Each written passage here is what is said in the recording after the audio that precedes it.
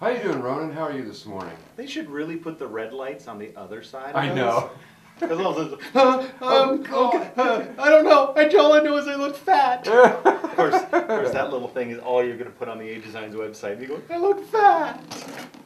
So, Yeah, let's see. I was actually doing fine till that red light turned off, but I think I'm fine. I don't know how many records I've made, but it's somewhere in the hundreds, and I've been lucky that a lot of that has been with some really amazing artists. Of course, a lot of people know me from doing over a dozen records with King Crimson, and yeah, just working with Terry Bozzio and Tony Levin, Steve Morse. I'm quite well known for working with guys with great chops, but also, you know, I've had hit records with singer-songwriters over in Asia, and you name it, I've probably done it. For me, the excitement is finding really talented artists, and kind of genre for me is secondary to just kind of great artists with cool artistic visions. You started out like in Washington D.C. area, didn't you? Yeah. That kind of your beginnings? Yeah, so my roots were kind of the Washington D.C. punk scene. So in the early 80s, and that's kind of where I got my chops. You and I have both been in the pro audio field for many years, and have noticed trends and transitions of technology. The one thing I've noted most recently is the digital side of life has really settled down into a pretty well-formed toolkit and working style. People can move between a variety of editing or hard disk recording software and get the job done and understand it. Yeah. And it's my understanding that A Design is in a position where now people are starting to pay more attention to the analog front end once again, now that they've gotten comfortable with the digital part of it. Do you find that does that impact you? Is that phenomenon influencing you at all? Well, I've never strayed too far from it. And again, I'm not a technophobe at all. I've been using Pro Tools since the day version 1.0 was released. And I've been using plug-in EQs and compressors since before Pro Tools existed.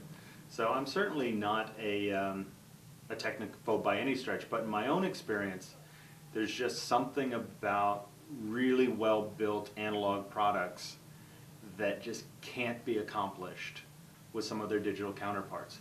And again, not being a technophobe, I'm not saying that someday they might do it. There might be someday where I can go, wow, that digital EQ just blew away the analog one.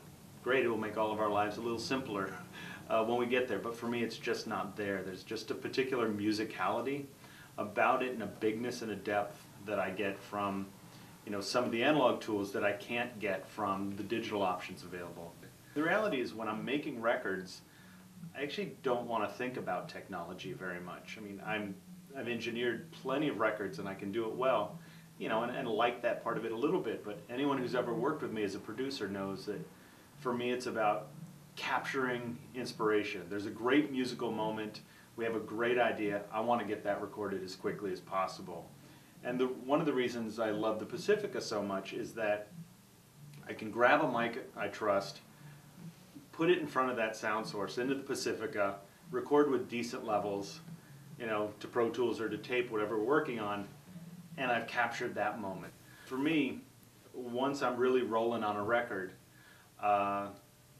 I can't really be sifting through tons of options. Maybe we will for something like the lead vocal, something that's going to be the most important element on a record. But once we get rolling on the records, I really have to know that the gear is just going to deliver. So certainly we will try a few things out, but mostly what I'll do when I get access to a new piece of gear, especially for my own facility or my own collection, I'll do some pretty critical evaluation of it, and it'll either make the grade or it won't. For me, the technology side of things, I mean, when I was much younger, the technology part of it was really exciting to me, but the older I get, the more records I make, it's the music part that's really exciting to me. And what's really drawn me to so much of the A Design stuff is, whether it's the Ready or the Pacifica or the MP2-1, is I don't have to worry about the technology part of it so much. And I can really worry about, let's get the arrangements right. So let's worry about, creating that magic moment we can capture. And the Pacifica or even the Ready, I can just plug a bass player in go straight to tape or Pro Tools, and I'm going to have something great I can work with that captures that. It makes my life easy and simple. And the operation is real straightforward, and I just know that, you know, even in critical shootouts, I've used the Pacifica on everything from extreme metal to chamber ensembles and, you know, early music, Renaissance music, and it just keeps stepping up to the plate and delivering. So when I have a tool that I can use on whether I'm doing Renaissance early music or extreme metal, and it's going to work great, again, the less I can worry about technology and the more I can worry about the music, the better my life is. You made a comment earlier that I'd like to follow up on about the utility of the Ready. Mm-hmm.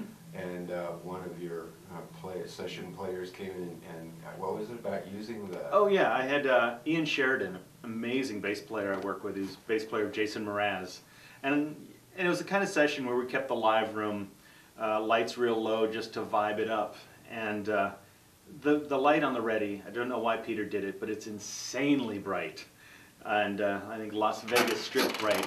But I went into the live room, and the bass player had rearranged the Ready that was sitting on the piano, and he was reading his charts from the blue light on the Ready. So there, more tools than one. More tools in one. So that was, yeah, that was bright enough that he was actually just using it to read his chart. Thank you very much for your time. My pleasure, Really absolutely. appreciate it. So we'll see how it turns out in the end. Awesome. Take care.